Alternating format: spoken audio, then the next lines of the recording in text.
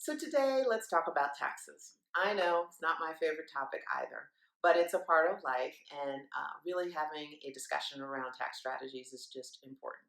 So the most important thing to say is I want to make sure that if you have access to a 401k or a 403b or any kind of tax deferred savings plan, primarily for retirement at work, that you take full advantage of it for a couple of reasons.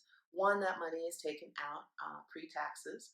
And the second reason is there's often an employer match so that your savings can grow even more rapidly. And that should be your number two goal right after making sure you have a emergency savings account, which again is 3 to 6 months of expenses that you have for a rainy day. Because again, you never want to have to go into that money or look for money in an emergency when it's not the right time to trade or it's not the right time to take out a loan. So, the next tax topic I'd like to talk about is deductions. So, I know many of you are using your deduction strategy to force savings, and in other words, have more taken out of your check by the government so that you get a nice tax check back in April. And what I wanted to make sure you thought about is what you're doing is really giving a loan to the government where they can earn interest on that money.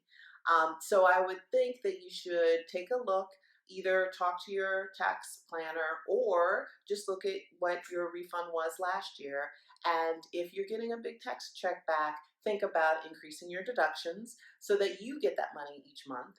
And then you can save in the two vehicles, emergency savings and 401k that we talked about previously.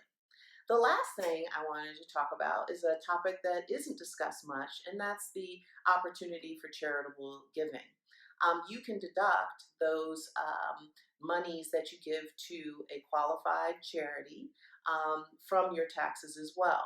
So if instead of getting that, $4,000, let's say, tax check back in April, in the previous calendar year, you could give that and more if you'd like to the charities of your choice, as long as they're qualified, and that will also reduce your tax bill.